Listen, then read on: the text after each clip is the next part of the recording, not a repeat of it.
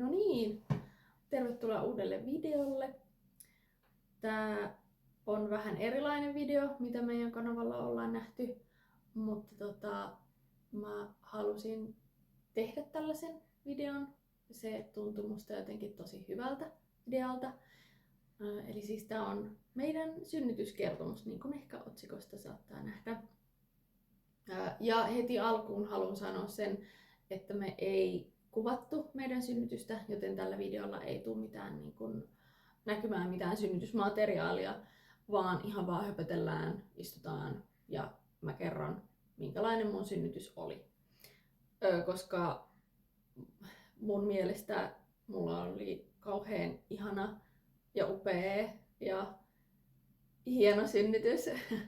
Ja mä koin, että maailmassa ja netissä ei ole riittävästi positiivisia synnytyskertomuksia. Niitäkin on, mutta niitä saisi olla läjäpäin lisää. Ja halusin sitten jotenkin, haluan jakaa sen, minkälainen mun synnytys oli, koska mä toivon, että ehkä joku saa tästä meidän tarinasta uskoo omaan synnytykseen ja jotenkin semmoista voimaa ja luottoa ehkä. Että synnytys voi olla tosi kaunis ja upea ja semmoinen tapahtuma, jota odottaa jopa. Ja mä oon esimerkiksi saanut muista positiivisista synnytyskertomuksista, mitä netissä on, niin ihan hirveästi luottoa omiin synnytyksiin, etenkin esikoisen kohdalla. Jolloin mä koin, että mä haluan jakaa myös oman kertomuksen, jos se vaan auttaa jotakuta muuta mahdollisesti. Ja tarkoitus ei ole siis missään tapauksessa vähätellä ketään, kellä on vaikka huonompia kokemuksia synnytyksestä tai vaikka traumaattisia kokemuksia synnytyksestä tai esimerkiksi on vaikka lääkkeellinen synnytys takana. Ei ole missään tapauksessa tarkoitus heitä vähätellä, vaan jokainen synnytys on erilainen, jokainen synnyttää omalla tavallaan, mutta mä koen, että niiden negatiivisten synnytyskokemusten lisäksi tarvitaan myös positiivisia kokemuksia, joten tässä on mun synnytyskertomus. Mistä mä aloittaisin? No mä voisin aloittaa ihan vaan kertomalla aluksi, että miten mä valmistauduin synnytykseen. Mä oon siis ottanut tosi paljon selvää synnyttämisestä jo ennen. Ja esikoisen Saaran kohdalla mä otin tosi paljon selvää synnytyksestä jo valmiiksi, mutta nyt mä lisäsin sitä tietoa, koska nyt mä tiesin, mihin mä oon lähdössä uudestaan. Totta kai esikoisen kohdalla, kun sä et tiedä, sä et ymmärrä välttämättä mitä oikeasti se on ja kuka tietää, ei kukaan. Joten nyt oli kiva myös valmistautua sen suhteen, koska nyt ties, että mitä tapahtuu, mitä se tarkoittaa, kun ihminen synnyttää, mitä siinä tapahtuu. Joten nytten toisen kohdalla mä luin ihan hirveästi lisää synnyttämisestä. Mä luin synnyttämisen historiasta, mä luin erilaisista synnytyksen vaiheista ja olin siis ylipäätänsä, mä oon kauhean kiinnostunut synnytyksestä. En siis ole aina ollut, vaan esikoinen muutti sen, että mulla oli esikoisen kohdalla myös todella positiivinen synnytyskokemus, joten tuntui myös tosi loogiselta jatkaa sen tiedon lisäämistä ja tavallaan koen, että synnytyksestä puhuminen ja synnytys on mulle tullut vähän semmoiseksi ehkä siitä on tullut jollain tavalla semmoinen kutsumus, että haluaa ottaa selvää ja haluaa tietää. Mutta joo, eli siis valmistauduin lukemalla historiaa ja muutenkin lukemalla ja sitten mä venyttelin tosi paljon.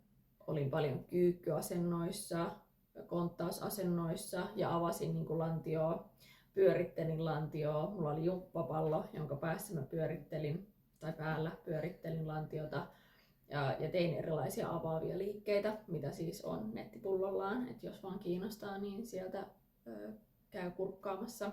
Mä kuuntelin semmoista tiettyä soittolistaa.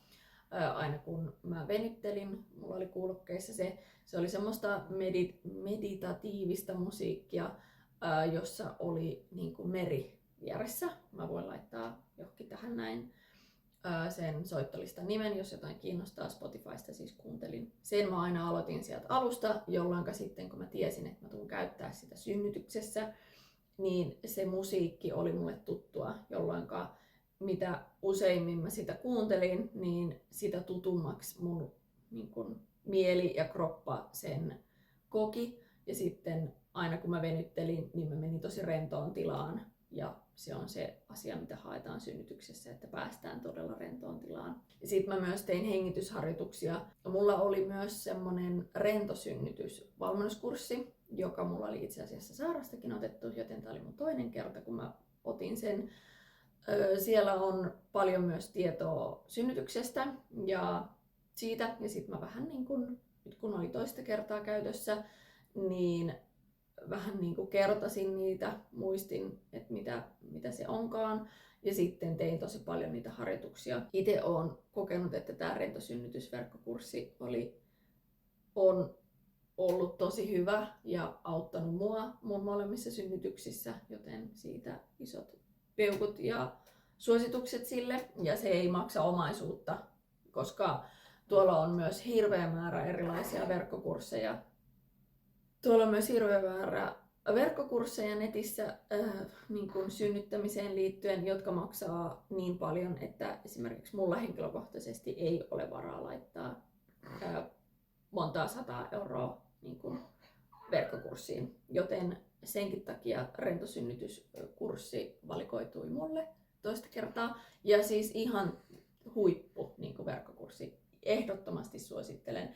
Ja ehdottomasti suosittelen jokaista, etenkin esikoista odottavaa, niin ottamaan jonkinlaisen kurssin synnyttämiseen. Niin ja tosiaan siis niistä hengitysharjoituksista, että niitä siellä verkkokurssillakin löytyy, mutta myös niin kuin itse tosi paljon kuuntelin, mitä se mun kroppa haluaa missäkin tilanteessa, miten se haluaa hengittää ja näin. Ja esimerkiksi just siinä venyttelyssäkin, niin mä oon katsonut paljon netistä niin kuin erilaisia liikkeitä, miten niin kuin avata kehoa ja miten saada vaikka vauva alaspäin, niin kuin pää alaspäin. Mutta tosi paljon mun venyttelyt on perustunut siihen, mitä mun kroppa haluaa tehdä. Ja sit mä oon vaan kuunnellut sitä ja sit mä oon vaan tehnyt niin. Se on toiminut mulla. Sitten loppuvaiheessa jostain RV-viikolta 36, niin mä aloin syömään taateleita 6 kappaletta päivässä ja sitten mä join vadelmalehtiteetä muutaman kupin päivässä. Ja mä en siis tiedä, onko näillä 2 asialla mitään hyötyä siihen niin kuin synnyttämiseen, mutta mä tein myös näin Saaran kohdalla ja mulla oli silloin hyvä synnytyskokemus ja nyt mulla oli hyvä synnytyskokemus, joten en tiedä, onko vaikutusta. Joidenkin mukaan nämä taateleiden syömiset ja vadelmalehtitee niin kuin pehmittää kohdunkaulaa ja valmistaa sua siihen synnyttämiseen, joten en mä tiedä, en mä koe myöskään, että niistä olisi haittaakaan, mutta tää ei ole mikään semmonen, että tehkää näin, vaan enemmänkin semmonen, että nämä on ollut mulla käytössä. Mulla on tässä lunttulaput vieressä, että mä muistan sanoa kaikki. Mutta mennään itse synnytykseen sitten, että mitä siinä tapahtui. Me käytiin noin 3 viikkoa ennen laskettua painokontrollissa, koska mun SF-mitta oli notkahtanut tosi paljon. Ja sitten noilla neuvolatädeillä heräsi pieni huoli siitä, että onko siellä tarpeeksi lapsivettä vai onko istukassa jotain ongelmaa vai minkä takia SF-mitta on noin paljon laskussa. Ja käytiin painokontrollissa, mutta siellä todettiin, että kaikki on tosi hyvin vauvalla. Se johtui siis siitä, että mun maha oli laskeutunut, jolloin vauva oli vähän niin kuin lähtökuopissa. Ja itse asiassa silloin lääkäri sanoi sieltä painokontrollissa, että vauva voi käytännössä tulla ihan koska vaan, että valmistautukaa siihen, että vauva tulee. pakatkaa kaikki sairaalakassit ynnä muut, että nyt niin kun vauva näyttää siltä, että hän on tulossa minä hetkenä hyvänsä, jolloin me sitten Roopen kanssa ruvettiin valmistautumaan oikein niin kunnolla. Ja siinä vaiheessa mulla oli tullut siis harjoitussupistuksia jo öisin, ja joinain öinä tuli niin kuin aika koviakin harjoitussupistuksia sen noin 3 viikkoa ennen laskettua, että saatoin jopa herätä niihin ja olla silleen, että onkohan tänään lähtö vai ei. Mutta aina sitten aamuun mennessä ne niin kuin rauhoittu ja sitten loppu, eikä mitään niin kuin kuulunut. Mutta silloin kun tosiaan saatiin kuulla siitä, että vauva saattaisi tulla ihan koska vaan, niin yritin rentoutua. Mulla iski kauhea siivousvimma. Mä koko ajan järjestelin kotona sillä, että kaikki on niin kuin valmiina vauvan tuloa varten. Kävin kynttiläsuihkuissa, hieroin semmoisella hierontavispilähässäkällä päätä ja yritin saada oksitosiinia itteeni ja rentoutumaan. Ja pakattiin sairaalakassit ja pakkasin samalla Saaran niin kuin hoitokassin, koska oltiin sovittu, että sitten jos vauva ilmoittaa tulostaan, niin Saara menee sitten isovanhemmille hoitoon. Ja oltiin heitäkin ilmoitettu, että vauva saattaa tulla ihan koska vaan, että älkää lähtekää mihinkään pitkille reissuille nyt, että olkaa valmiina. Mutta eipä sitten mitään tapahtunut. Tuossa tammikuun lopussa meillä oli laskettuun siis reilu viikko aikaa, niin Saaralle iski yöllä sen elämän ensimmäinen oksennustauti. Ja silloin mä totesin vauvalle, että no jos et nyt tulisi. Tietysti se tuli myös minulle ja se tuli myös Roopelle. Ja todettiin siinä, että nyt ei vauva saa tulla. Että hoidetaan tää nyt alta pois. Ja sitten mä mietinkin, että että vauva tulee varmaan sitten laskettuna aikana. Muutama päivä sen oksennustaudin jälkeen, kun kaikki oli alkanut jo vähän niin parantumaan, niin yksi helmikuinen viikonpäivä mä heräsin 7 aikoihin siihen, että mulla alkoi tulee niin kuin aika napakoita supistuksia ja kuulostelin sitten niitä, että alkaisiko tästä niin kuin synnytys käynnistymään vai ei. Ja meillähän oli kämppä tietysti ihan mullin mallin, ei todellakaan siinä kunnossa, mitä mä olin muutama viikko sitten laittanut sitä koko ajan, aivan siis niin kuin orjallisesti koko ajan siivonnut. Niin ei todellakaan ollut siinä kunnossa, koska me oltiin oltu koko perhe kipeinä. Ja näin, ja Roopekin oli vielä tosi väsynyt, kun sillä oli iskenyt se tauti kaikista koviten. Ja ajattelin, että ei vitsi, että ei se nyt voi tulla. Mutta supistuksia vaan tuli. Ja Roopekin sitten kuulosteli niitä ja sanoi, että rupee kellottaa niitä. Että nyt vaikuttaa siltä, että niitä alkaa tulee vähän tiuhemmin. Ja minähän sitten rupesin kellottamaan niitä. Mutta tässä vaiheessa mä soitin mun äidille ja varmistin, että lähtisikö se synnyttämään mun kanssa, jos Roope ei pysty tulemaan tai ei jostain syystä pysty osallistumaan. Ja äiti tietysti sanoi, että totta kai hän voi osallistua. Niin siinä vaiheessa mä rupesin sitten kellottamaan niitä supistuksia, koska ne tuli aika niin kuin tiuhaan. Ja siinä vaiheessa niitä tuli sillai noin 3 minuutin välein ja kesti ehkä noin 30 sekkaa about. Ja sit mä ajattelin, että okei, että mä menen suihkuun. Ja aina kun supistus tuli, niin nojailin siellä ja sit laitoin lämpimän veden tonne alaselkään. Ja se tuntui tosi hyvältä. Ja kellottelin siinä samalla sitten niitä supistuksia. Mä olin varmaan siellä suihkussa ehkä puolisen tuntia about. Ja siinä kellottelin niitä supistuksia. Sitten jossain vaiheessa huomasin, että okei, että nyt niitä alkaa tulee niin kuin vähän yli, tai että ne kestää yli 40 sekkaa. Tulin sitten sieltä suihkusta pois ja ilmoitin Roopelle. Ja silloin Roope sanoi, että hän haluaa osallistua, että hän kyllä pystyy osallistumaan.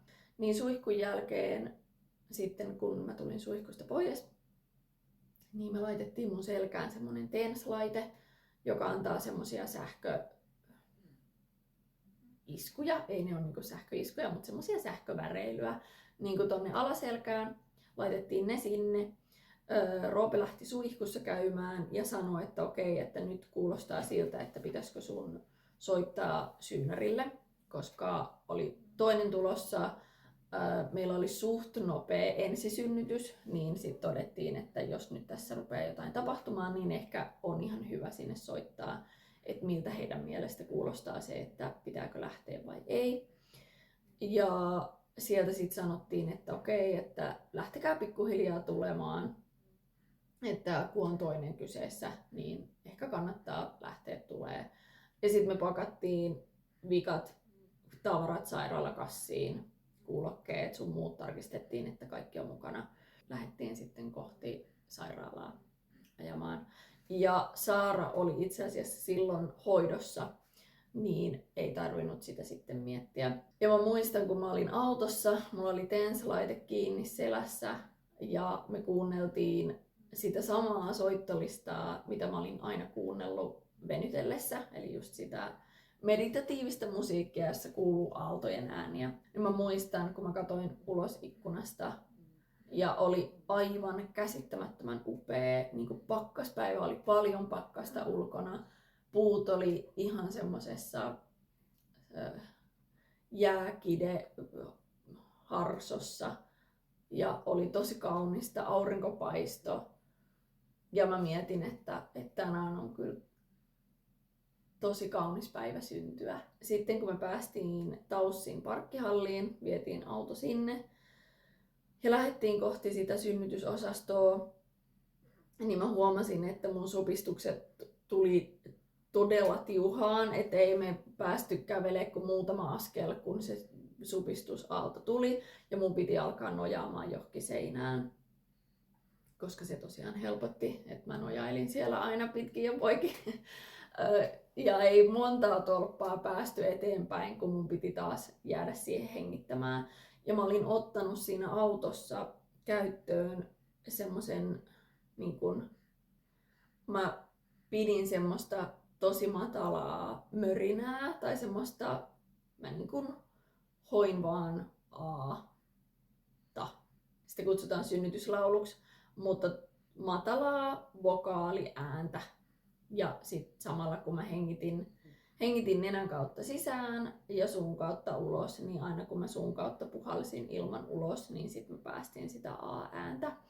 Ja se oli tosi tehokas kivun lievitys, jos näin voi sanoa, niin mulle sitä sitten päästelin menemään siellä autohallissa. Sitten kun me päästiin sinne synnytyskerrokseen tai synnytysosastolle, niin kätilö tuli meitä vastaan ja otti mun tiedot ylös, mutta me ei ihan heti päästy sinne synnytyssaliin, vaan meidät ohjattiin semmoiseen, mikä se on, onko se joku perhetila, mutta siellä on niinku muitakin samaan aikaan synnyttäviä, jotka ottaa supistusaaltoja vastaan. Niin mentiin semmoiseen tilaan odottamaan, että päästään saliin pääsyä, mutta en mä ehtinyt siinä olla kuin ehkä 2-3 supistuksen ajan, niin sitten jo tuli kätilö meitä ottaa vastaan ja päästiin synnytyssaliin, johon meidän vauva tulisi sitten syntymään. Ja se tuntui jotenkin tosi hassulta, koska musta tuntuu, että mehän oltiin, tai että tavallaan eihän mä nyt vielä synnytä, että vastahan ne alkoi. Mutta ja kello oli siinä vaiheessa reilu 11 ehkä. 7 aamulla oli alkanut supistukset ja noin kello 11 vähän yli me päästiin synnytyssaliin. Sitten kun me päästiin synnytyssaliin, niin mä sain päälleni sen synnytyskaavun, tai mikä se nyt sitten ikinä onkaan. Roope kaivoi mulle jalkaan mun villasukat, jotka mä olin ottanut. Ne on myös jotenkin ihanat synnyttäessä tai siellä salissa ollessa.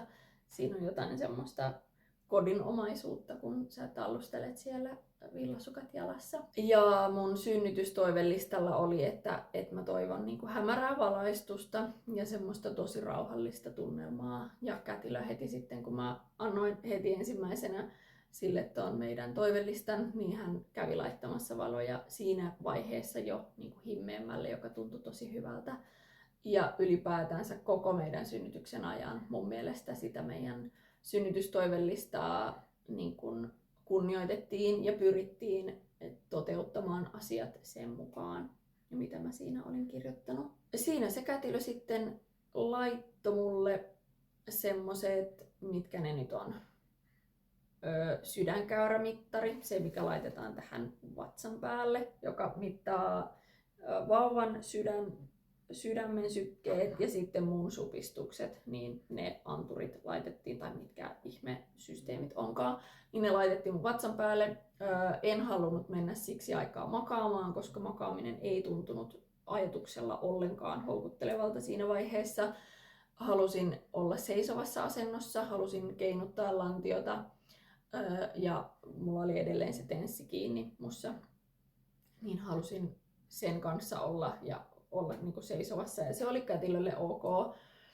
Ja hän sitten siinä, kun mä keinottelin lantiota ja nojasin siihen sairaalapetiin samalla, niin hän laittoi ne mulle kiinni. Sen jälkeen, kun ne oli laitettu mulle kiinni, niin me saatiin jäädä Roopen kanssa kaksistaan siihen saliin ottamaan supistuksia. Mä otin siitä sairaalasängyltä semmoisen tyynyn ja nojasin siihen. Roope antoi mulle mun kuulokkeet päähän. Mä laitoin sen tavallaan synnytyssoittolista, vaikka ei se ole synnytyssoittolista, mutta sen meditatiivisen soittolistan, jossa oli niitä aallon ääniä, koska mä niin kun olin opetellut sitä, että supistukset on kuin aaltoja, jotka niin kun tulee ja menee omaan tahtiin. Ja mä keskityin siihen. Ja se oli jotenkin tosi uskomaton tunne, kun mä seison siinä niin kun nojaten siihen sairaalasänkyyn, mulla on kuulokkeet päässä ja aina kun sen supistusten välissä oli se pieni tauko, niin mä pääsin niin kun ihan käsittämättömän raukeeseen tilaan, jota ei esimerkiksi esikoisen kohdalla ollut ollenkaan, mutta tämän kohdalla oli, että mä olin niin kuin tosi semmosessa raukeessa ja rennossa mielentilassa ja aina tavallaan vähän niin kuin havahduin siihen, kun mulla tuli supistus tai supistusaalto. Ja sitten sen supistusaallon aikana mä keskityin siihen musiikkiin, sen aallon ääniin, hengitin, pidin sitä matalaa niin kuin laulua ja sitten käytin TENS-laitetta. En mä niin kuin nukahtanut siinä, mutta voin sanoa, että olin kyllä niin semmosessa jossain raukeassa horrostilassa aina niin kuin supistusten välissä, että se oli jotenkin tosi uskomaton ja ihana fiilis.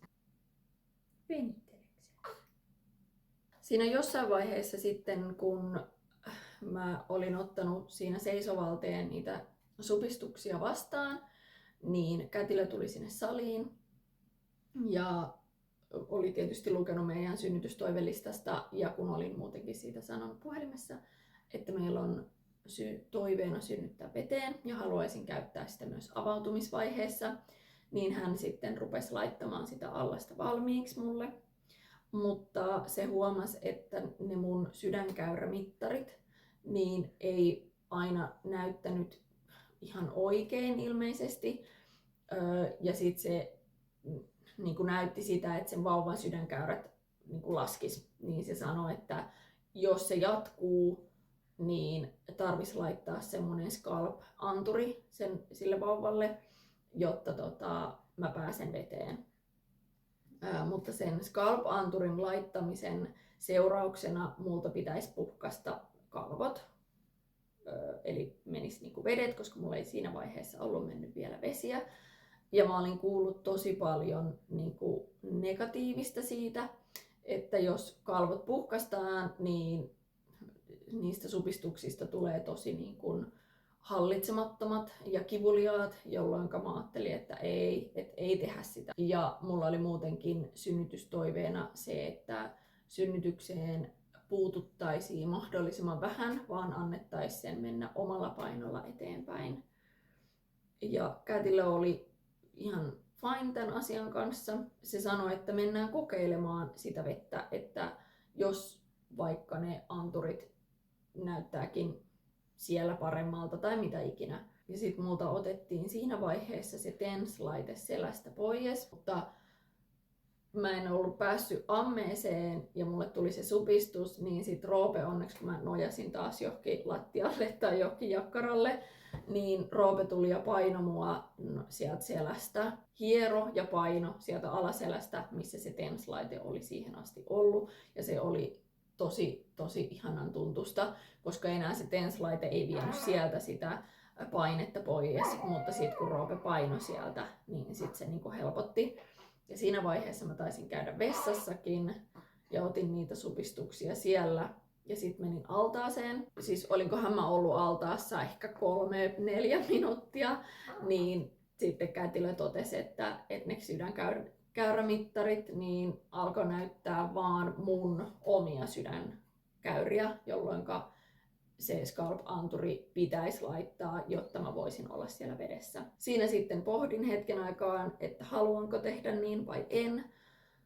Ja mun mielestä oli jotenkin tosi ihanaa, että vaikka se ei ollut mun toive, tai niinku, että vaikka mä halusin, että synnytykseen puututaan mahdollisimman vähän, ja mulle sanottiin, että okei, että et pääse veteen ilman scalp-anturia, niin mulla oli koko ajan semmoinen fiilis, että mä saan päättää siitä. Että se Kätilö ei missään vaiheessa painostanut mua, se ei missään vaiheessa sanonut, että tavallaan tehdään näin, vaan se aina kysyi multa, että miten mä haluan jatkaa.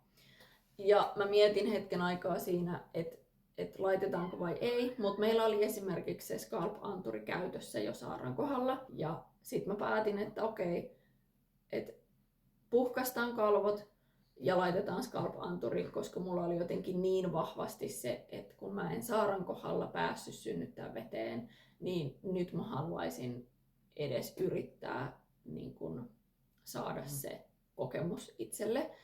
Ja siinä vaiheessa edelleen ne supistukset tuntui siltä, että mä pärjään niiden kanssa näillä menetelmillä, millä mä olin aikaisemminkin niin kun ottanut niitä vastaan. Sen aikaa mä jouduin, kun ne kalvot puhkastiin ja se scalp-anturi laitettiin päähän, niin sen aikaa mä jouduin makaamaan. Ja se oli niin kuin kaikista tavallaan ikävin kohta koko synnytyksessä, koska niin kuin mä sanoin aikaisemmin, että siinä makuasennossa ne supistukset jotenkin tuntuu tosi voimakkailta, mutta onneksi Roope oli siinä mun vieressä, mä sain puristaa sen kättä ja sit mä vaan hengitin ja keskityin siihen yhteen supistukseen kerrallaan.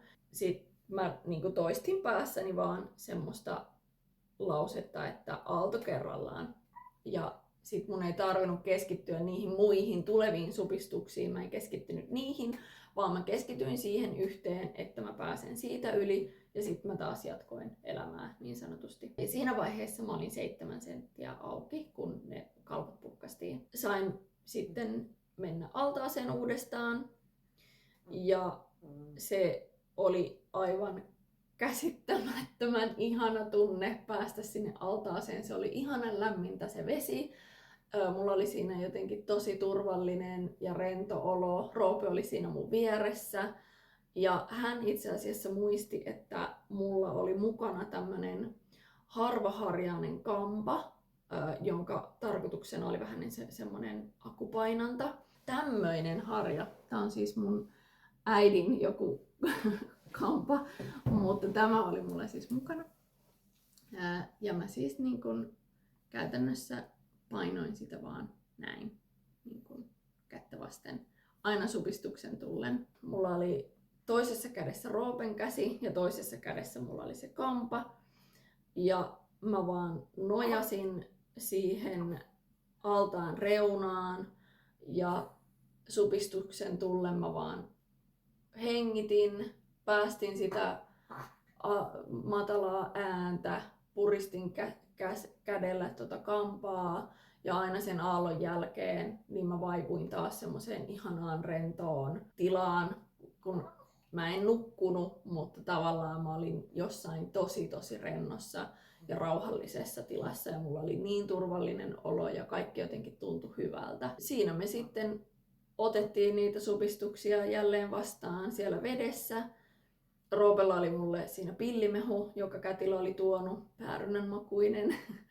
Ja aina joka supistuksen jälkeen mä otin siitä hörpyn. Muistin sen, että on tosi tärkeää vedessä ollessaan myös nesteyttää itteensä. Sitten kun mä olin ottanut siellä vedessä niitä synnytysaaltoja vastaan ja ollut siinä raukeassa tilassa, niin jossain vaiheessa mä huomasin, että mua rupesi vähän niin kuin, mulla tuli ponnistamisen tarve. Ja tää oli erityisen hieno tunne, koska mä en siis ollut tuntenut Saaran synnytyksessä ollenkaan ponnistamisen tarvetta.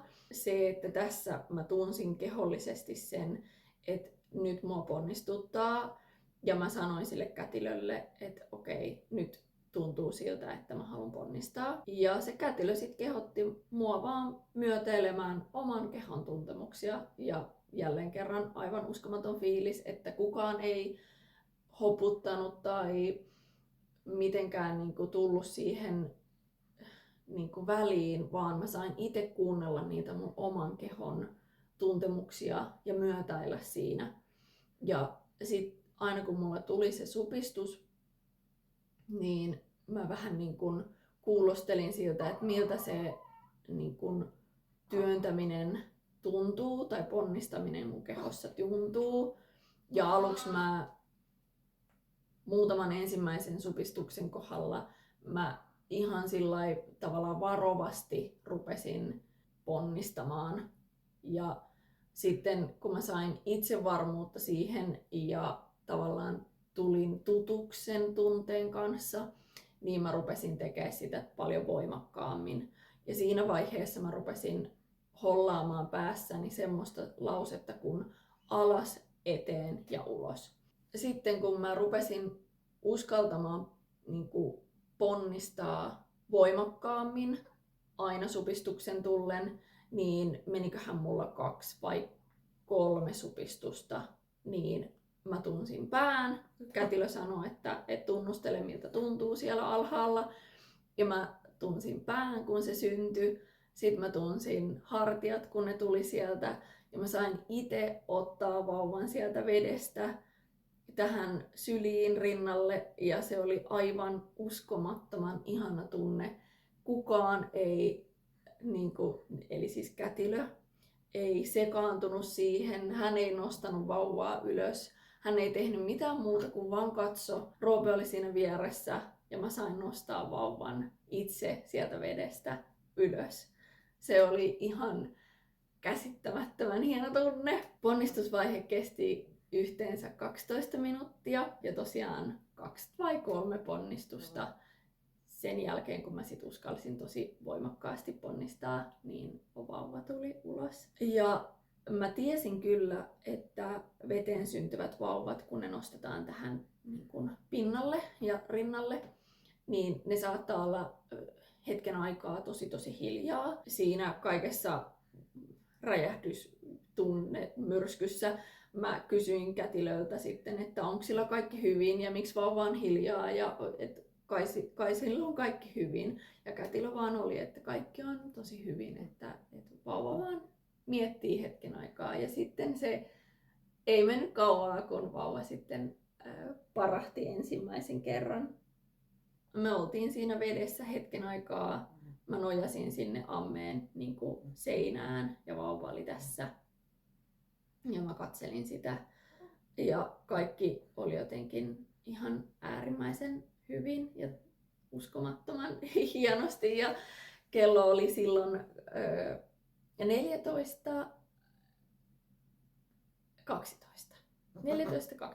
oli silloin kello, kun hän syntyi maailmaan.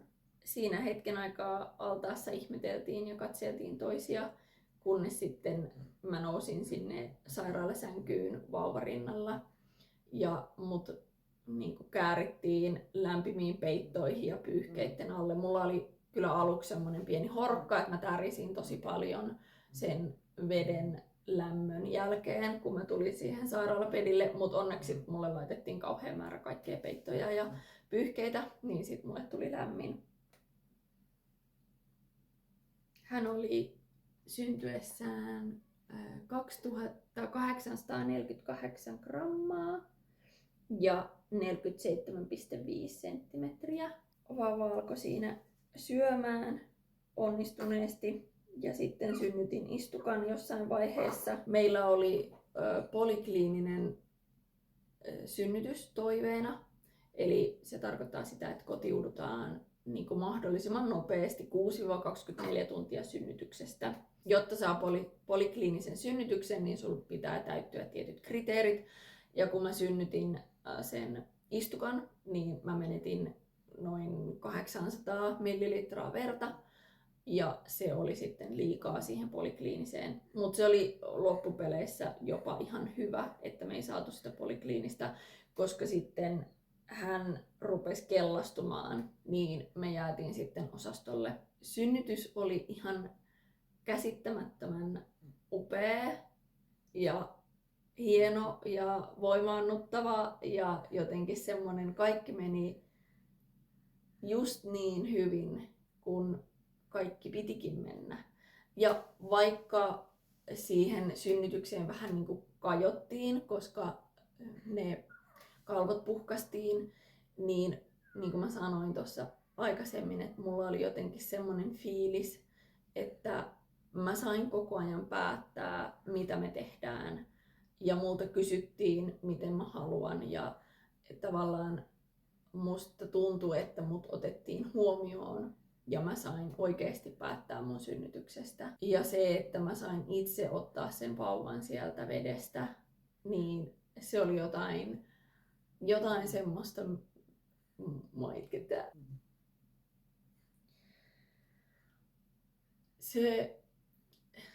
Siinä oli jotain uskomattoman voimakasta ja jotain sellaista, että mä pystyin tekemään kehollani jotain ihan äärimmäisen voimakasta, niin se oli tosi uskomaton fiilis, kun hän sieltä syntyi. Mitään lääkkeellistä kivunlievitystä en missään vaiheessa kokenut edes tarpeelliseksi. Mulle kyllä sitä kysyttiin, että haluanko ilokaasua, mutta en halunnut ottaa ilokaasua, koska koin koko ajan, että mä pystyin aina pääsemään yli niistä supistusaalloista omin keinoin. Multa kysyttiin sitten jossain vaiheessa, että mikä se mun synnytyskokemusnumero on, että mikä ykkösestä, onko se ykkösestä, kaipa se ykkösestä 10 on. Et 1 on ihan hirveä synnytyskokemus ja 10 on se todella päräyttävä kokemus, niin mulla oli kyllä 10/10 mun synnytyskokemus. Sitten me siinä ihmeteltiin ja saatiin onnittelukahvit ja maljat, omenamehu maljat siinä niin ja tutustuttiin uuteen tyyppiin ja saatiin olla ihokontaktissa ja lähetettiin sitten sukulaisille ja ystäville vauvasta ensimmäiset kuvat ja soitettiin isovanhemmille ja oltiin siinä vaan. Vauvalla oli tosiaan sitä keltaisuutta, ja me jouduttiin eka jäämään osastolle sen mun verenvuodon takia, mutta sitten kun oltiin osastolla, niin huomattiin, että vauva rupesi kellastumaan. Hän ei joutunut jäämään, tai hän ei saanut niitä sinivalohoitoa ollenkaan, että se ei mennyt sen rajan yli, mutta me jouduttiin olemaan 3 yötä sitten sairaalassa. 2 yötä me oltiin Roopen kanssa yhdessä siellä osastolla perhehuoneessa ja sitten sen jälkeen Roope meni kotiin Saaran kanssa ja mä jäin sitten vielä 1 yöksi vauvan kanssa sinne sairaalan hotellipuolelle. Ja silloin sitten sen 3. yön jälkeen 4. päivänä arvot oli sen verran laskussa, että päästiin kotiutumaan. Ja sen jälkeen kaikki on mennyt tosi hyvin. Hän syö paljon ja on suht tyytyväinen tyyppi. Sylissä haluaa olla paljon ja sehän on vaan ihanaa. Ja siis tyttö tuli jos ei sitä vielä, jos en sitä vielä sanonut, tyttö tuli. Sitten mikä meidän vauvan nimeksi on valikoitunut. Meillä on tulossa vasta nimiäiset, mutta me ollaan kutsuttu vauvaa nimellä jo ihan ensimmäisestä ultrasta, kun saatiin siis kuulla sukupuoli, niin siitä ultrasta lähtien ollaan kutsuttu vauvaa nimellä. Syy sille on, että meillä oli päätetty jo vauvan nimi, tai meillä oli kummallekin sukupuolelle nimi jo valittuna.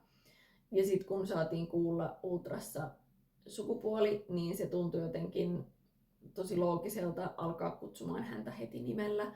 Ja koska oli jo esikoinen kotona, niin sitten oli jotenkin helppo identifioida Saaralle tuleva vauva niin kuin kutsumalla nimellä. Ne, ketkä seuraa meitä Instagramissa, niin tietääkin jo vauvan nimen, joten käykää seuraamassa siellä meitä. Mutta hänestä tuli siis Hilma. Pieni Hilma-tyttö. Ja mitä synnytykseen tulee, niin mun mielestä oli jotenkin uskomattoman ihana fiilis, että kun me lähdettiin silloin 4. päivänä synnytyksestä sieltä hotellilta ja mentiin sieltä sairaalasta pois, niin mulla oli jotenkin tosi onnellinen fiilis siitä, että tavallaan, tai ainakin toive on, että tämä ei ollut viimeinen kerta, kun mä pääsen synnyttämään. Mutta toivottavasti tämä ei ollut kauhean sekava selitys, että mitä siellä synnytyksessä tapahtuu. Ja niin kuin aluksi sanoin, niin tosiaan toivon, että tämmöisille positiivisille synnytyskokemuksillekin on niin kuin tarvetta. Kiitos kun katsoit videon. Muista tilata meidän kanava ja tykkää videosta ja jaa sitä eteenpäin, jos tämmöiset positiiviset synnytyskertomukset on ajankohtaisia joillekin, vaikka kavereille, jotka on raskaana tai mitä ikinä, niin jakakaa eteenpäin ja kommentoi jotain kivaa alas videoon liittyen. Tai kerro vaikka omista synnytyskokemuksista. Mä rakastan kuulla muiden ihmisten synnytyskertomuksia. Me varmaan palaillaan tämän Tuhisian kanssa toisissa merkeissä ensi videolla. Hei hei!